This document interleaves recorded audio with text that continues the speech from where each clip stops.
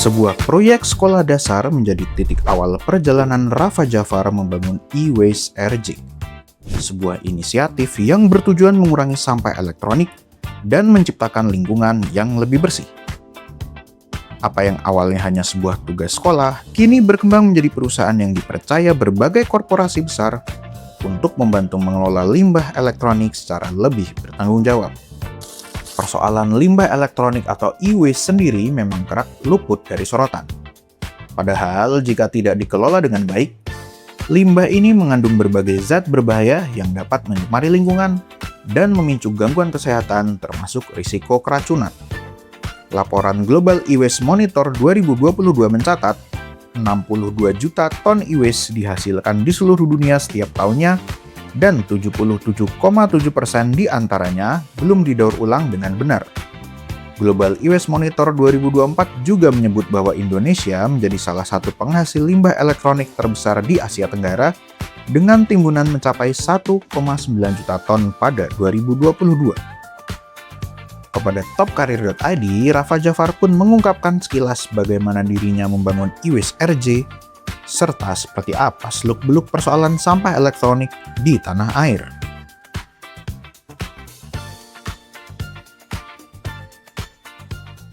Di e-waste RJ, kita sedang membangun yang namanya e-waste circular economy ecosystem. Jadi sebuah ekosistem sirkular di industri sampah elektronik. What we're trying to build adalah bagaimana caranya kita bisa membuat dan menyambungkan multiple stakeholders, mulai dari penghasil sampah elektronik, lalu pengumpul, pengelola, dan semua komunitas-komunitas yang ada untuk membangun sebuah ekosistem yang baik dan sirkular. Jadi kita bekerja sama dengan institusi pendidikan, dengan korporasi, dengan pemerintahan untuk membangun e-waste circular economy. Jadi semua yang berhubungan dengan e-waste itu kita membangun solusinya di e-waste RJ.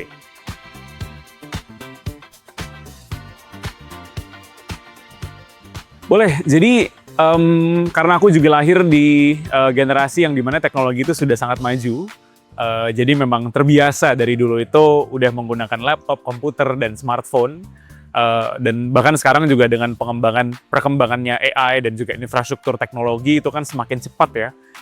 Seringkali orang-orang lupa bahwa dari semua kegiatan itu hasilnya adalah ada e-waste-nya, dan itulah yang kita take care dan coba kita cari solusinya di e-waste RJ.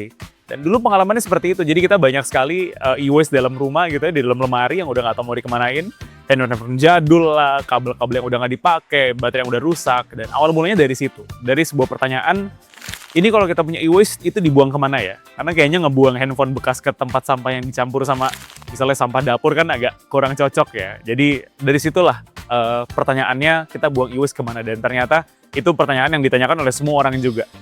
Perumahan yang lainnya, sekolahan, perkantoran, dan bahkan juga pemerintahan negara pun juga kadang-kadang nggak tahu nih aset-aset elektronik yang sudah selesai digunakan itu kita kemanakan.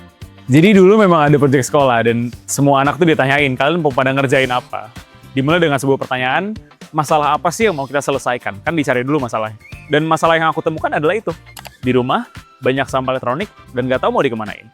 Dan disitulah kita mulai mencari solusi. Sebenarnya selama ini kalau orang-orang punya e-waste, kalau misalnya ini dibuang ke tempat sampah yang bercampur, itu dibawanya kemana sih? End up-nya kemana? Dan itu kita mulai risetnya dari situ. Iya, jadi dulu memang dimulai menjadi sebuah pertanyaan kan. Terus kita buat sebuah project. Oke, kita udah tahu nih, ternyata ada beberapa pendaur ulang sampah elektronik yang available di Jakarta dan sekitarnya. Lalu pertanyaannya, cara ngumpulin e-waste-nya gimana? Kita bikinlah namanya Dropbox untuk e-waste. Jadi tempat sampah khusus untuk sampah elektronik yang dulu kita sediakan di sekolah aku dulu pas aku masih kelas 5 SD. Terus kita mulai program, kita ngumpul-ngumpulin, dan ternyata dari program itu menjadi sebuah antusiasme dari sekolah-sekolah yang lainnya juga. Wah, boleh nggak nih kita bikin kayak gini juga? Boleh nggak kita bikin Dropbox juga? Dan dari situlah perkembangan organiknya dimulai untuk berkembang ke tempat-tempat yang lainnya.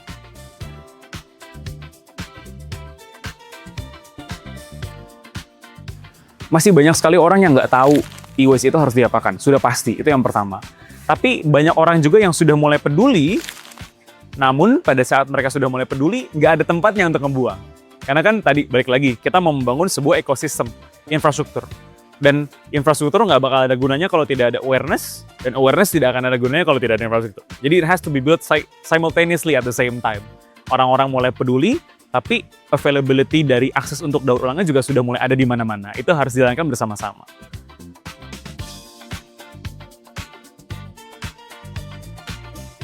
Sebenarnya kalau misalnya ditanya penyumbang paling banyak, itu kan simple ya. Siapa sih orang yang menggunakan teknologi paling banyak? Gitu kan ya. Kalau kita bandingkan, misalnya nih contoh, seorang koki dibandingkan sama misalnya videographer.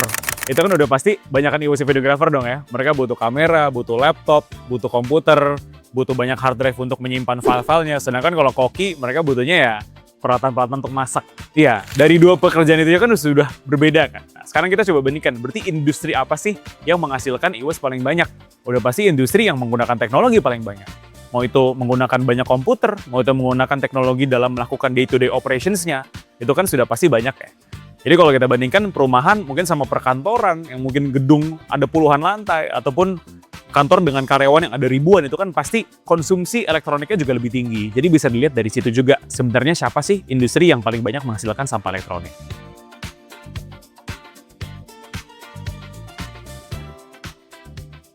Justru itu, karena kalau menurut kita nanti semuanya akan menjadi e-waste. Bahkan di dalam kitchen, di dalam dapur, itu kan juga sekarang sudah banyak sekali peralatan elektronik. Mau itu mulai dari kompor listrik, ataupun dari oven listrik, ataupun itu dari air fryer, itu kan sudah mulai banyak ya. Jadi semuanya akan menjadi e-waste. That's why yang dibangun oleh IWS RJ adalah bagaimana caranya kita bisa memberikan solusi untuk masalah ini at scale. Kita bisa ngumpulin mungkin 100 kilo, 1 ton, 10 ton, 100 ton. Tapi kalau ada 1000 ton, kalau ada 10.000 ton, kalau ada 1 juta ton, itu seperti apa? Kan pertanyaannya kayak gitu ya. Jadi yang dipikirkan oleh tim kita tiap hari adalah how to solve this problem at scale. Kalau misalnya kita mau membesarkan gerakannya, mau membesarkan infrastruktur itu seperti apa. Karena nggak ngaruh kalau misalnya kita cuma solve misalnya satu Jakarta aja gitu, atau orang-orang sekitar. Bagus sebagai starting point, tapi pemikiran setelah itu adalah cara kita besarkannya gimana.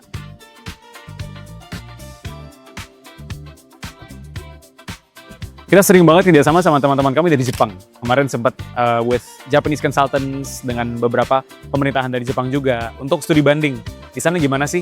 Dan bener, mereka sudah mengedukasi anak-anaknya udah dari 30-20 tahun yang lalu. Itu 20-30 tahun yang lalu. Jadi sudah tertanamkan di dalam mereka menjadi sebuah kebiasaan. Jadi di sana buang sampah itu menjadi sebuah hal yang habit aja, lifestyle. Bukan sebuah hal yang, wah keren ya gitu. Udah enggak, karena semua orang udah ngelakuin itu. Jadi kalau orang buang sampah pada tempatnya, bukannya diapresiasi, ya karena memang udah seperti itu gitu. Gimana ya ngejelasinnya? Jadi ya emang udah jadi sebuah kebiasaan lah. Justru malah kalau nggak buang pada tempatnya malah jadi aneh. Malah jadi, oh kenapa nih? Gitu kan.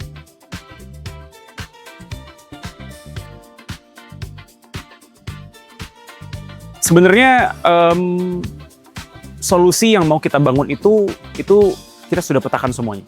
Bagaimana caranya? And I believe kalau masalah apa sih teknologi pengolahan, sistem itu semuanya akan berkembang seiring dengan berjalannya waktu dan perkembangan teknologi. Jadi we need more people to talk about it aja sebenarnya sih, untuk ikut berkontribusi dan ikut mendukung. Pemerintah udah mulai juga kok, banyak sekali teman-teman kita dari pemerintahan yang memang sudah mulai pendiskusian mengenai e-waste. Kita pun juga bekerja sama dengan kementerian, dari hal yang paling kecil. Misalnya di kantor kementerian jadi ada Dropbox untuk e-waste, kita sediakan, kita pinjamkan. Untuk mulai membicarakan mengenai ini e-waste karyawan dikemanain ya. Terus baru nanti ngomongin mengenai regulasi seperti apa. Jadi sudah ada pembicaraan mengenai arah situ. Cuman kan memang masalah lingkungan banyak ya, nggak cuma e-waste doang ya. Jadi kita juga nggak bisa, ayo e-waste yang mana ya? Ada masalah yang lain juga, belum ngurusin waste yang lain ya, belum ngurusin Bantar Gebang, belum ngurusin climate change segala macam. Jadi harus dipahami bahwa memang ini satu dari banyak sekali masalah yang sedang kita hadapi untuk di masa depan. Jadi tugas kita apa? Kita harus lebih siap di USRC, dan mungkin untuk teman-teman pemerintah kita boleh bagi tugas lah. Kan kadang-kadang orang-orang, wah kita bisa kerjain semua sendiri gitu, padahal banyak yang mau bantu kok, banyak yang bisa bantu implementasi, dan kita di sini siap untuk membantu implementasi dimanapun ya.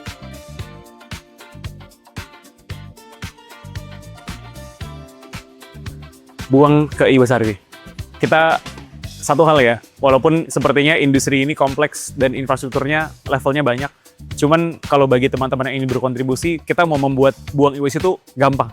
Kita nggak mau ngebuat jadi ribet kok, gitu. Kita nggak mau terlalu banyak steps, kita nggak mau terlalu banyak caranya gimana, harus apa dulu. Yang penting cari Dropbox terdekat, atau misalnya request untuk penjemputan gratis. Jadi hanya 2 itu aja. Simple.